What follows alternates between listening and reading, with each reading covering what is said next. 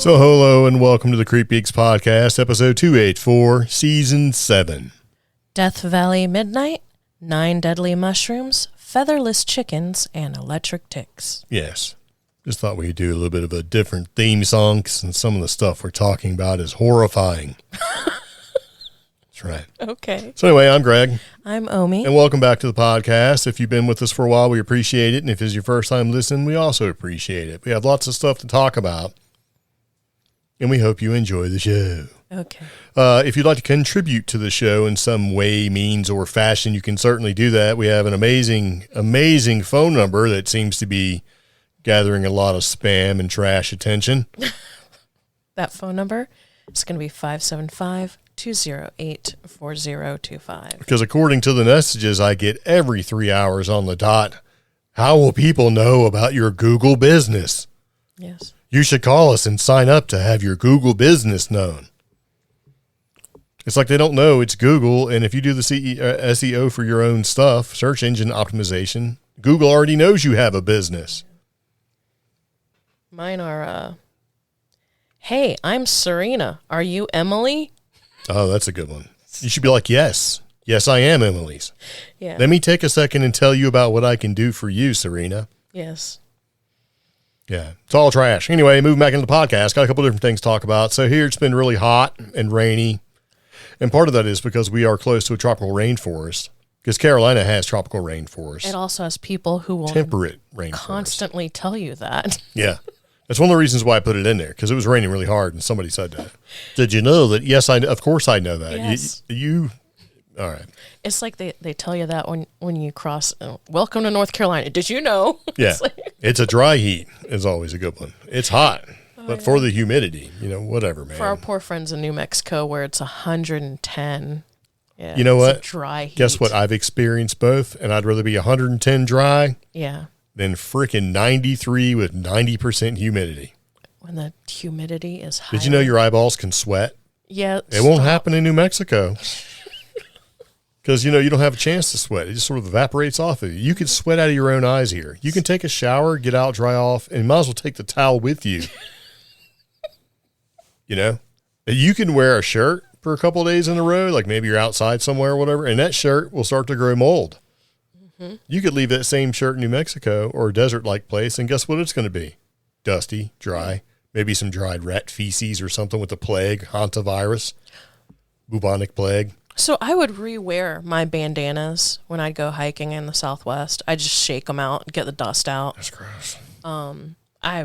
Gross. What is gross is like I intermittently would wash my backpack. I mean, well, yeah, it's back. Yeah, but here it's like I took a shower 5 hours ago. I need to take another shower. That's right. It's like, hey, do you smell mold and mildew growing on my own neck? Yeah. Yeah, it's gross. Yeah. All right, anyway, so speaking of gross stuff. All this really gross, humid weather is perfect for mushrooms. Yeah. Mushroom season has started. So is this your fun, spooky fact of the week? Yes, it is. Are you going to talk about the 9 deadly mushrooms that grow in our yard? Yes. All right. Since it is mushroom season, or it started at least here in North Carolina, fun, horrifying, spooky fact, 9 of the world's most toxic mushrooms can be found right here in North Carolina every year. So, not surprising due to the weather and climate environment, North Carolina is home to a number of highly poisonous mushrooms. So you should think twice before foraging and then cooking whatever you find. Fun fact, North Carolina is known as one of the best states for foraging. So you have all these people, whether they're experts or not, or they've read a BuzzFeed article or not, out here picking mushrooms. And some of the mushrooms they pick in North Carolina have turned out to be either the most psychoactive or the most toxic. Now, if you go into our backyard, you're going to realize we have a lot of mushrooms. Yes. And 7 of the ones on this list grow in our backyard. Yes. And so when you're like, hey, you should try this, I'm like, no. Because you're relying on pictures, right? Yeah. And the internet to determine what may or may not kill you. No. And I am skeptical. Yeah. So I'm like, if it looks dangerous, it doesn't matter with these stupid mushrooms, because even the ones that don't look like anything at all could be the ones that are super tangy before you go. Well, I just kick off to that today, other realm. I just shared on my Facebook a bunch of pictures where I shared some very similar looking mushrooms that were a deep, deep yellow orange and then a neon orange. They look very, very similar. One is jack-o'-lanterns and the other is an edible type of chanterelle mushroom. And people are like, oh yeah, go ahead and eat those ones. I'm like, but they grow so close together, like literally feet. Yeah. And people are like, yeah, I'm like, I'm not going to die over a mushroom. Something growing Poisonous in my yard. orange gilled mushroom. Yeah. Commonly found throughout North Carolina. In very low light, the gills of this mushroom appear to glow in the dark. Which one is that? That's the jack-o'-lantern. Yeah. So. That's gross. Yeah. You should not eat this one. It's highly poisonous. Making matters worse, it closely resembles the one that you were just talking about. At least the glow-in-the-dark properties are a bit of a tip-off. Oh. Yeah. And see, that one's not on the list in this article. We share links to all the articles we talk about in the show notes for our podcast episode. But yeah, we have jack-o'-lanterns in our yard. Yeah. Yeah. On top of that, we have the Amanita flaviconia, which is that very popular one. I'm taking that medication, by the way. That's that Amanita bright, that bright yellow orangey one with a big red cap that you see like on like T-shirts and whenever you go into hippie stores. We have the one that's known as, I think it's like the Destroying Angel or Amanita virosa. Amanita muscaria, that's the cute one that you see on kids' illustrations with a little frog, the little red and white one with the dots. That one's poisonous. That's in our yard. And then we have this very poisonous white powdery one, Amanita chlorosomia. That one, luckily, is way, way back in the back end of our property. Oh, rest assured, I'm not going to wander around and just grab some random mushrooms. Yeah. Because I need to eat something. And I don't remember if it's Amanita virosa or Amanita chlorosomia that's the Destroying Angel, but we've got them both. And they're the big tall ones. So I don't know. It's just weird that we have so many bad for you ones. And then they're just growing. Well, the problem with some of these mushrooms is that you can eat them and you won't even know they're bad for you until hours later. Yeah. Where you may have some problems with this toxicity, like gastrointestinal distress, vomiting, diarrhea, colic. It makes you full of gas. Gross. Yeah. Oh, so Destroying Angel covers Amanita virosa, Amanita biosporoigia, I can't even, Amanita verna, Amanita ocracea. All right, nobody cares. So yeah, we have all these lovely, deadly. We even have some that look like safe mushrooms, and they're called galenas. And I'm like, or galenas. I have no time for that. Yeah. I don't. They're just cute. Look like they'd be fun on a pizza. No. No. Yeah. So. All right. So anyway, that's enough of that. Just so you know, we have a bunch of, if we ever give you mushrooms, they've been certified safe by the internet. Yeah. With a disclaimer. Or I've put them in resin so you can't eat them. Well, you can try. I don't know. Yeah. All right. So anyway, moving back into the podcast, just in case you're interested in past lives or learning about past lives journeying, like taking a journey to go back and see what's going on, like maybe you have something going on in your past life, if you even have one at all. There's a way you can tell. You know that? Easiest way is read this book, which is Bobby's book. Mr. Bobby B. Okay. Who does this sort of thing. And we actually went to a couple sessions with him once upon a time, and it was pretty, excuse me, it was pretty cool. I was like, wow. Because I was like, none of this is going to work. But then what I seen kind of made sense to me. Yeah. Okay, that explains a lot. So you can get on Amazon. It's called Past Lives or Past Life Journeying, Exploring Past, Between, and Future Lives. So we have a link in our show notes, and everything that we talk about on our CreepGeeks Paranormal and Weird News podcast is actually provided in the show notes. So there you go. Take credit where credit is due, if you will. Yeah. So it's been really hot. It's been really rainy, and it's been pretty kind of, it's so hot that when you go out there, you're like, man, it's too hot, and you go back inside, and then it's going to rain. Yeah. And you look, and it's just a torrential downpour, and it's still like 80 plus degrees. After it's done raining. And you're like, come on, man. Rain's supposed to cool things off. And I guess when it's like 97 degrees with 80% freaking humidity, to have it rain and drop the temperature to 87, I guess that's something. I am not a fan. I mean, you can actually sweat in the rain here. Yeah. I know Florida is laughing at us, but that's Florida, man. Florida's a swamp. We fully expect that, or I fully expect that from Florida. And also South Carolina, some parts of South Carolina are saying the same thing, and they're like laughing or whatever. But, we got these mountains, man, and there is rainforest in them, and there's a reason. It's a temperate rainforest. Yeah. And the mountains kind of trap in certain, And in different forests, too, like Biscayne National Forest. Yeah. Linville. We live in a place that gives us access to these places to go, which is fun until you go out, you just sweat through your own eyes. It's just weird. I don't like it. I was looking through our Facebook memories, and we were doing Brown Mountain last year, a few weeks ago, so towards the end of June. Yeah. And I remember that because we sweated for an hour, and then suddenly it stormed. Yeah, twice. And then I was sweating in my rain jacket. Yeah, that's gross. Yeah. You know what's worse than that? Wearing wet tube socks, pulled all the way up to your knee. Gross. No. Yeah. So Death Valley is also a place that's very hot outside of California, right? And I've traveled through Death Valley in the past, and it's like desert. Excuse me, which doesn't mean a whole lot when you actually used to live in the desert, like in New Mexico. You're like, oh, my God. Because if you don't know, you're like, Death Valley. Oh, man. How could you live there? And you're like, welcome to New Mexico. Or Arizona.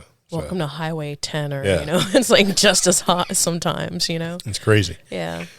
So I did find this to be interesting because the other night we were sitting around.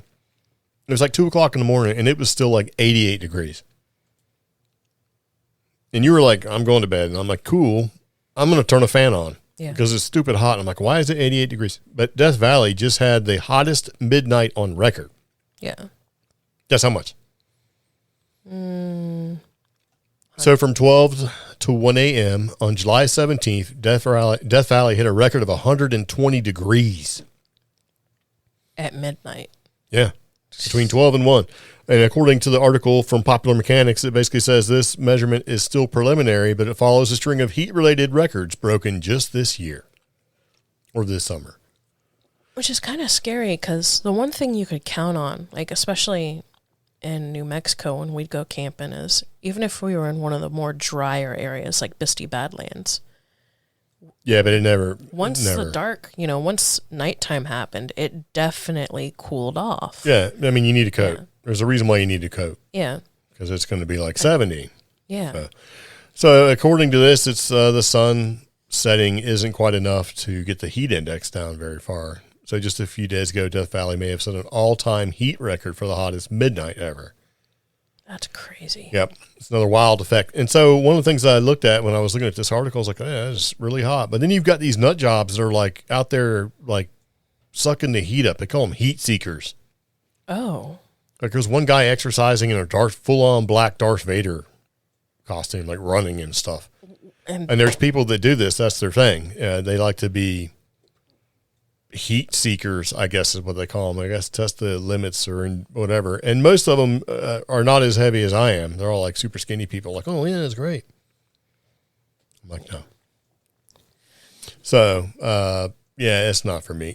Having gone through there, it is very hot and it's pretty desolate. So, one other thing is it's got some spooky stuff going on. Yeah.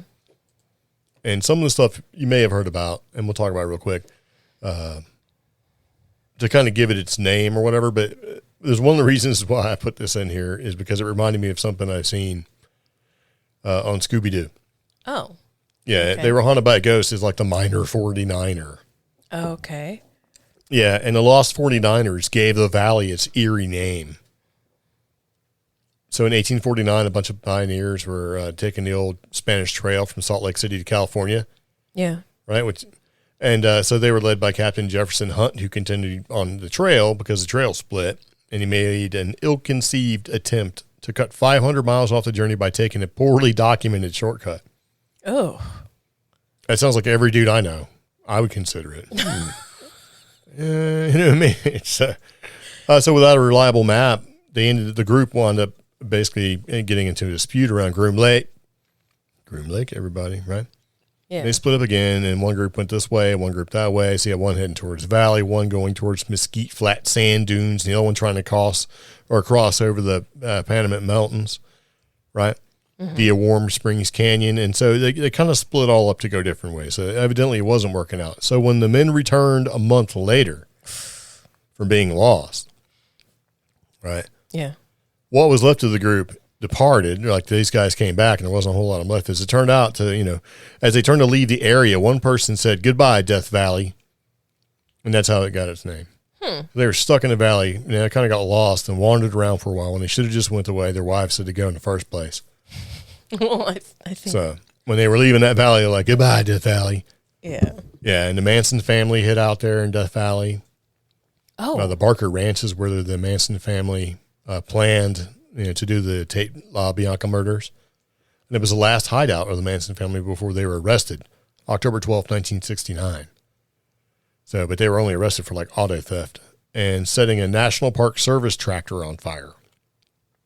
So, Nice. and Manson almost escaped arrest by hiding in a bathroom cabinet. Right? Yeah. But when a police officer returned to use the restroom, he noticed a tuft of hair sticking out of the cabinet door. I haven't fit in a cabinet of the bathroom size since I was 12 years old. So Charles Manson must be a little guy. Where he was. And then imagine you could possibly, okay, they're not going to get me, but my hair gave me away. Yeah. It's the 60s, bro. That's what it was. It was 1969. So in 2009, that ranch burned down, but it looks like the picture on this article makes it look like there's still some stuff out there. I don't know. I wouldn't mind going there.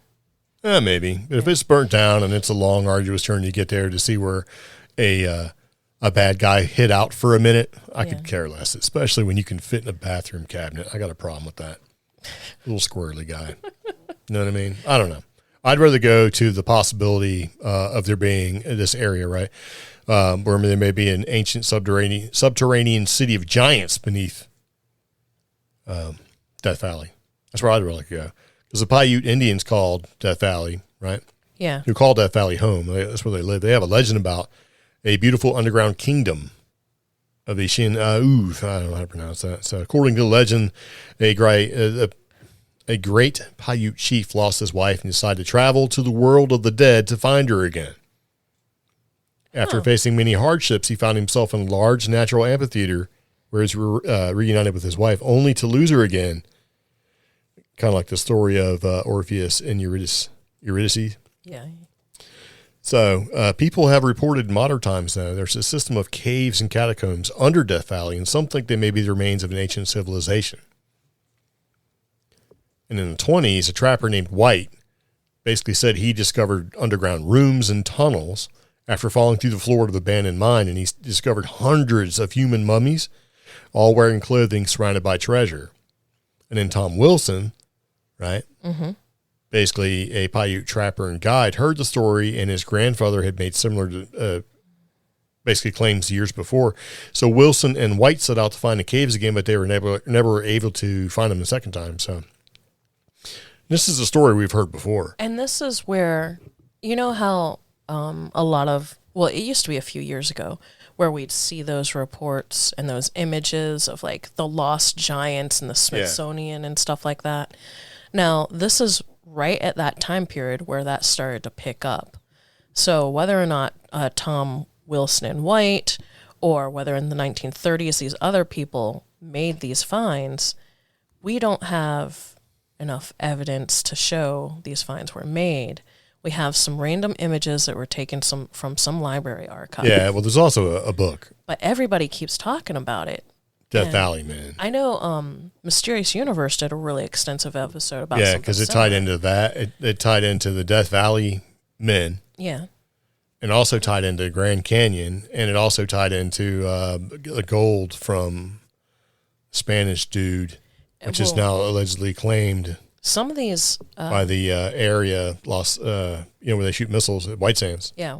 And some of these stories, these underground tunnels and cave systems connect all the way to White Sands and then all the way to Carlsbad Caverns in New Mexico, with accounts of Sitting Bull or some other indigenous chiefs using these as a way to fight the pioneers and fight in the Wild West. Yeah, because they would just kind of pop up.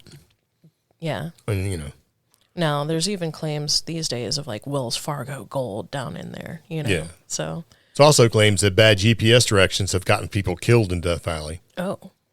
It's being called death by GPS. Sometimes people are led into dangerous and non-existent roads by their phones, partly due to spotty cell phone service. We talked about one of those. Yeah. And it sent people into empty desert where they break down or get stuck, and then sometimes GPS will suggest roads that are impassable or non-existent, and you get stranded out in the heat. Yeah, This has happened a lot in like places like Arizona, New Mexico, and now here.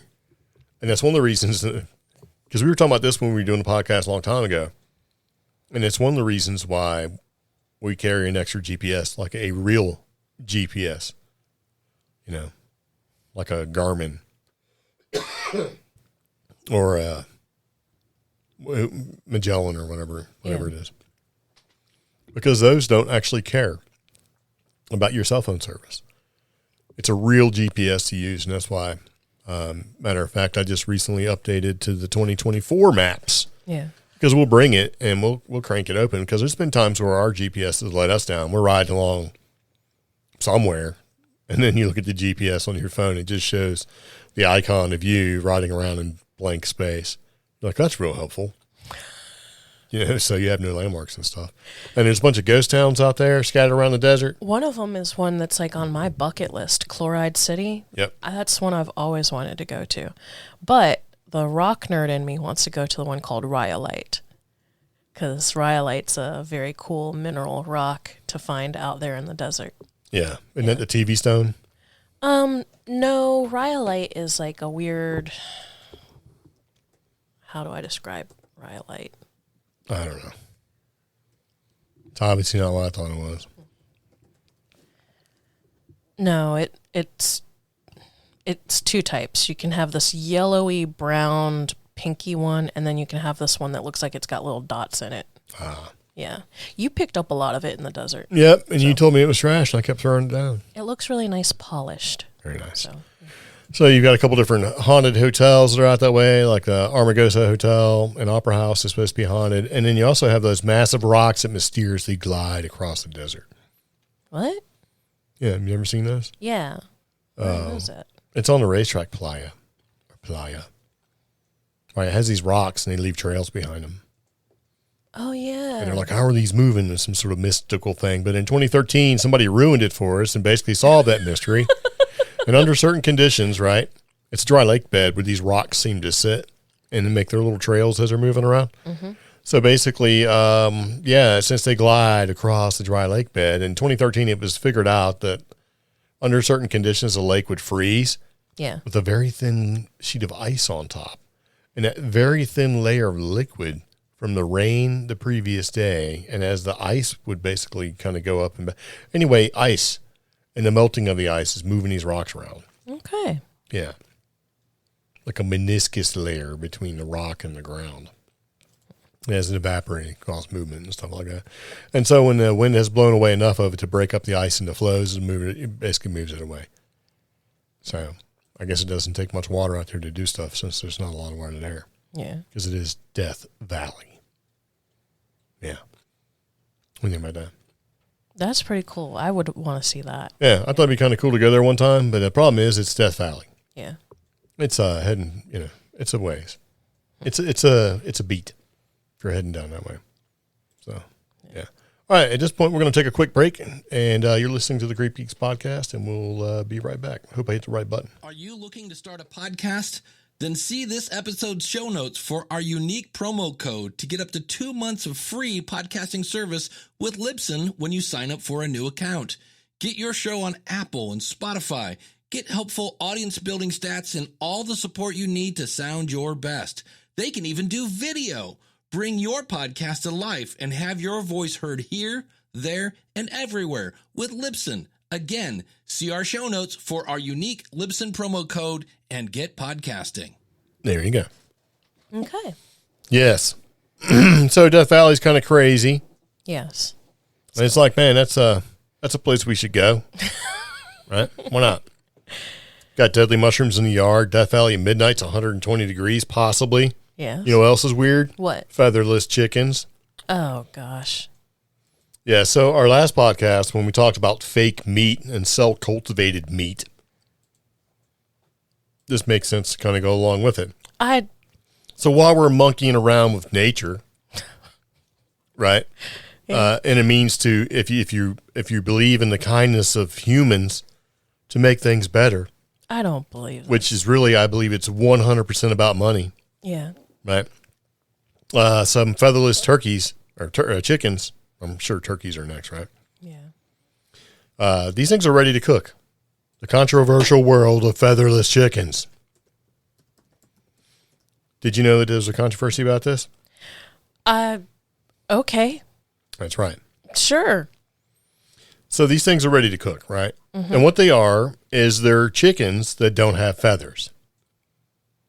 These naked chickens running around. Yeah. Now, there's an Israeli geneticist. I don't know how to say his name. I think his last name is Kahaner. Is the man who's credited for creation of these featherless chickens. So it's a relatively new breed of poultry created through selective breeding in order to combat a very common problem. You know what it is? What? Overheating. So what the deal is, commercial broiler chickens are genetically prone to eat more and gain weight very fast, which causes their body metabolism to operate at higher temperature than those of other chicken breeds. And so their hearts operate about 300 beats per minute. Yeah. And when they get that rapid weight gain, it makes them the perfect for the ever-growing meat industry because they can grow meat very fast. It creates a big problem, and that's overheating. So when you raise a broiler chicken in a hot climate, it requires expensive coolers to keep their temperature in check. So what if there's a more economic way to keep the birds cool without expending all that energy and stuff like that? It was just basically making them, you take their feathers off, right? Okay, so there's a lot of jokes, though. There's no jokes that about a featherless chicken. The modern descendant of the velociraptor dinosaur is basically the turkey. Or chicken, yeah. So depending on which... This is, are we going back? Are we taking the feathers off the chicken and turning it into a dinosaur? I mean, that's what I feel like. I don't know. There is some speculation that these dinosaurs actually had feathers. Yeah, some did. Yeah. So it's I don't know. I mean, all right. So some people say this is unnatural and an unethical genetic modification. And this guy says that he clarified, right, that he only did it by selectively crossbreeding a breed of chickens with a naturally bare neck and a regular chicken. So he bred the trait of having no feathers. So he took an effort to... Yeah, and which is not uncommon because we've done that with animals. Yeah, sadly. Thousands of years and hundreds of years and all that sort of thing. But it just seems to be, it's off-putting to see a sunburned, hairless chicken. Disconcerting. Running around, Yes. I mean, we're going to grow. This probably won't be a problem here in 5 years. We're just going to grow chickens out of petri dishes. Even though chickens have been growing their own chickens for, millions of years now, we're going to just grow them out of cells. And this kind of sounds like it creates more problems than it solves. You just said sunburned chickens. The chickens don't have feathers to fight against mosquitoes. Yeah, well, the problem is they put all these broiler chickens in barns and stuff like that. They don't have a chance. They grow so fast. There's not really, they're not out there free ranging. And what your idea of free ranging is running around in the yard or whatever. It ain't like that, but. And plus, those feathers protect against other chicken diseases. So it's I don't know. I think this does not solve as many problems as we would like it to. No, I think, and the only reason why this is happening is money. It uses more energy to keep these genetically modified chickens that grow faster cooler. Ugh. Which is going to cost more money. You know what I mean? At some point, there's a cost to doing business. When you get to like genetic modification and unethical stuff, I don't want you to use that on me, the customer. Well, in order to give you a good value, we have to genetically modify, and pretty soon we can just grow stuff out of meat cells. It's going to be don't use me as an excuse as a consumer. Mm-hmm. So yeah. And I thought this was like a big old prank, so I had to go look it up on Google it is and not. find more of them. So it is definitely not. Yeah. It's a pretty serious business. But if I had my choice between featherless chickens and hairless dogs. No, I was going to say like cell cultivated meat and meat byproducts. Yeah, if it came between the two, I'm eating a bald chicken. Yeah, I would. Yeah. So yeah. Yeah. Yes. I mean, if what else is out there that we don't really know? Is there chickens that are grown with like 8 legs? Stuff like that. There was I've heard rumors. Stand-up comedian that did a set about the KFC scientists, and he got in a lot of trouble about that. So did he get in trouble because it was true? It was causing public alarm against the brand. It's probably true. So, yeah. Because it's easier just to leave stuff alone and to draw attention to it, but somewhere somebody got so hurt about it. Because there's a little bit of truth to it, probably. Yeah. Like maybe they've tried it in the past. So I don't know. Yeah. So moving into our next thing to talk about, are you a tick magnet? This is something I put in here just for you. Thanks. Yes. So. Because you are a tick magnet. No. Yes. I'm a mosquito and bug magnet. Okay. Ticks are, yeah, I mean, I've had it doesn't bad mean luck. that, you've got some sort of weird thing going on to make you predisposed to gather ticks, but you seem to find an awful lot of them. So does Pepper. Well, yeah, because you know why? What? She's with you. I mean, I might get 1 or 2, but you get them like, there's a tick. And we spend like flashlight time trying to make sure there's no ticks on anything. Yeah. And you should do that because you got to be safe. Yeah. But it kind of makes you wonder, like, how do these ticks get on you? Because every time I've ever seen one, they don't look too particularly quick. Like, they're not like leaping like fleas, and they're not doing all that crazy stuff. So how do these things just latch onto you? Somebody thinks they figured it out. Okay. Yeah. Ticks might use electricity to grab onto their hosts. Wait. So static electricity? Sure. Electricity is electricity, right? Whether it's static or otherwise. I don't know. I mean. So if you use static electricity, Yeah. it acts much like a magnet. If you take your head and rub it along a balloon or whatever, generate static electricity, and then you get what they call static cling. So you take this tick, whose closest relative are spiders. They like to bite on anything with a pulse. You got like black-legged deer ticks, and these things can transmit all sorts of terrible things, like Lyme disease being, I think, the worst. Ticks can do a lot of damage, right? And they have a way to find up on their unsuspecting hosts. And the theory is that static electricity is doing it because they can't jump and they can't fly. Yeah. So some researchers at the University of Bristol in the UK propose that these wily arachnids take advantage of electrical fields generated when we or other animals interact with them in our shared environment. So they found that the researchers can sense and respond to these invisible electric threads and allow them to be hooked on it, kind of like fishing line. Right?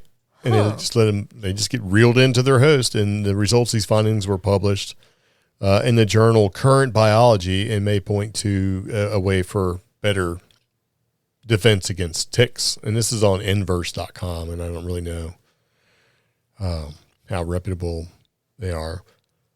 But it says, we wondered whether the static charges that mammals, birds, fish, and reptiles naturally accumulate could be high enough that parasitic ticks could be lifted through the air by electrostatic attraction onto these animals, which would improve their efficiency at finding hosts to feed on. Okay. And I guess they've done some experiments and they use these castor bean ticks. And they rub some rabbit fur on an acrylic surface, generating static electricity, and the nearby arachnids were yanked anywhere from a few millimeters to a few centimeters through the air to these static charged surfaces. And it says the distance is comparable to us jumping up several flights of stairs. That's actually a lot. Yeah. So 20 young ticks were placed on an aluminum plate close to a small round metal electrode. And when the electrode had voltage similar to what's found in invertebrates, vertebrates, about 750 volts, 3 out of 4 ticks were able to jump the gap. And when there was no charge on the electrodes, none of the ticks crossed. So they were playing around with voltage and distance between the plate and the electrode. Does that mean that the ticks themselves are able to change their particular charge? I think they're just going along for the ride. They can sense it. They can see it. When once they know they have a chance to hop a ride, they just hop.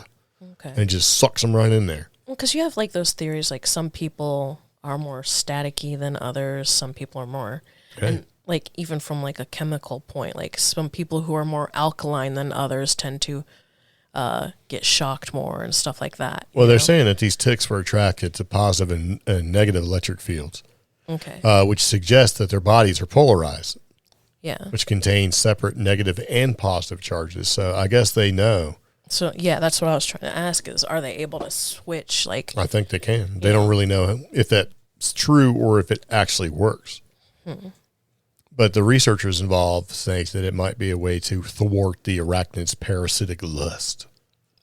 Like apply, like maybe want to do some anti-stat coatings to livestock, pets, or human clothing, and which would make sense because you're about to say the dryer sheet thing, aren't you? yeah. Yeah. And So. I tried that dryer sheet thing with both dogs, our old dog Ben, and I tried it with Pepper. And it actually kind of worked on Ben. Yeah. But he had like a much thinner coat or, shorter coat. Yeah. Didn't work so great with Pepper, but the fact that it worked on him, I was like, maybe there's something to this. Yeah. So. Kind of weird. Yeah. But. So, yeah, I don't know. This whole thing where, even the voltage can even affect dead ticks, the whole, the electrical field allowing them to jump a distance of 10 centimeters or 4 inches away, that's a lot. Yeah, that's a pretty substantial distance for a tick. I try so hard to avoid tall brush and tree branches, and it's, on top of it being mushroom season, it's also spider season, which means I'm walking into spider webs all the time. And it also means I'm running from the spider web I just walked into, which means a tree branch or whatever smacks into my face, or I get hit by, bushes or tall growth. And that means those ticks can jump from that simple tree branch. I think they feel you because you have a little bit of static going on, and they can just hop and catch a ride, man.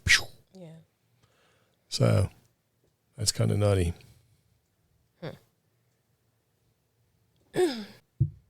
So, thinking about it, ticks aren't the only ones that can use the force. Okay. You've got birds that can navigate by magnetic influence, right? And they think it's up in their beaks or maybe like some kind of, I don't want to say lodestone, but they have like magnetically charged beaks. Okay. And they can follow, I guess, the lines of magnetic influence that occur. So they can see it, I guess, right? Yeah. Dolphins and stuff like that ride the pressure waves from the bows of ships as they travel through, and they just sort of catch a ride. It's like jumping on the highway. Yeah. I'm sure there's animals that can see things that we can't see. I'm sure they can see some sort of energy. Cats, dogs, or whatever, and they can see in a different spectrum. There's other animals that, can see deep into the infrared spectrum, so I'm sure they could probably see some sort of energy emanating off something. So, I don't know. We think that, since we can't see it, it doesn't necessarily exist, and we're shocked. Like, what do you mean this tick can use static electricity or electricity in general, which is energy, to basically give himself a little hop and then leap like a freaking spider monkey? But this also makes me and wonder. attach itself to you and then change its polarity. Like, oh, here comes a positive or a negative force. Yeah, and I mean, it does make me want to test this whole anti-static theory. Like, there's that anti-static spray you can spray on. I bet if you got some of that stuff like you're talking about and sprayed it right on the tick, it would probably repel it. No, well, you buy it for your clothes. So, like, if you're wearing a skirt or a dress shirt, it doesn't right in ride his up. face. Spray him in his little face. It doesn't ride up, so it's actually a very practical item if you have to work in a professional environment and wear dress clothes. But now I'm wondering if I should buy that and spray it on some hiking pants and see if it improves how many ticks I do when you're not getting. I can see that stuff working for a longer time. Yeah. In a more drier environment. True. Which has less ticks to begin with.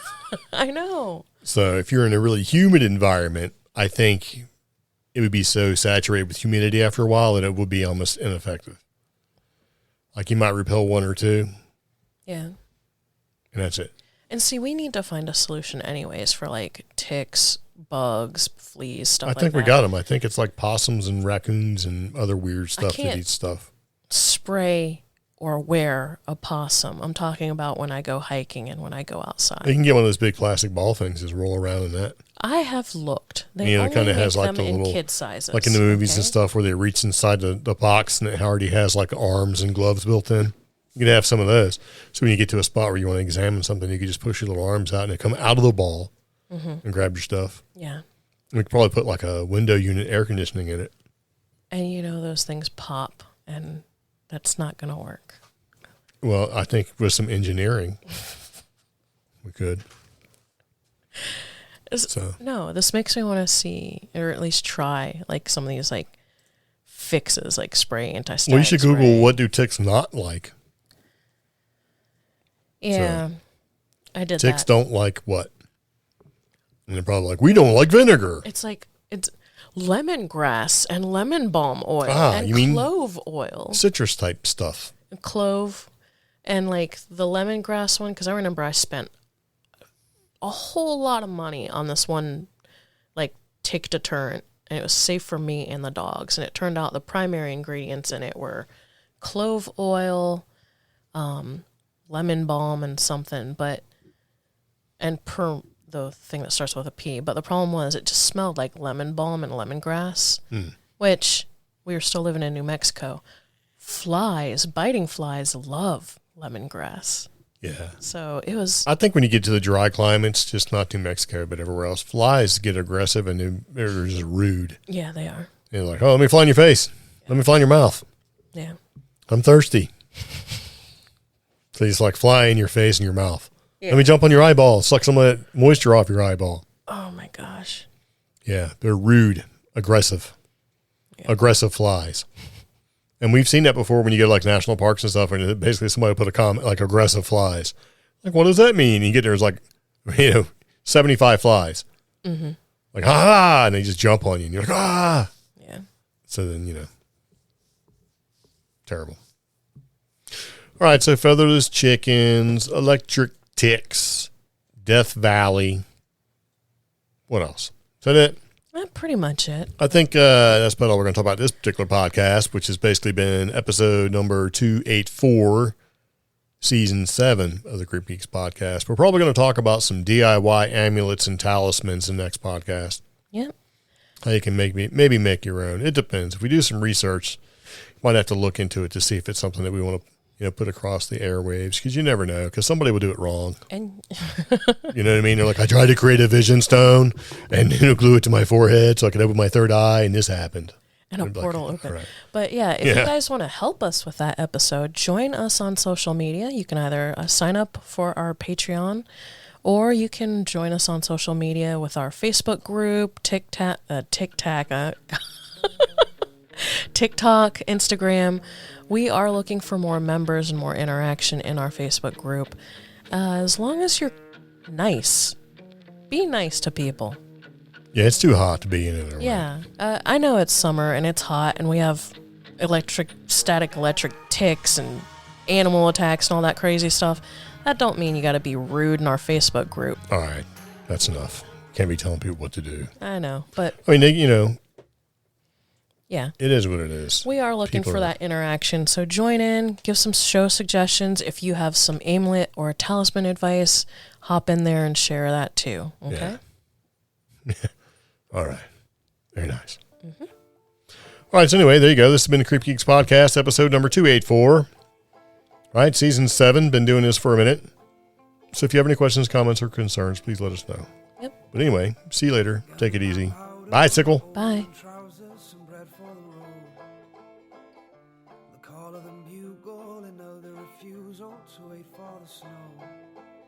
She knows that I'll grow slowly as a raindrop down a window pane. She knows that I'll hold a locket on a chain to keep the evil things away.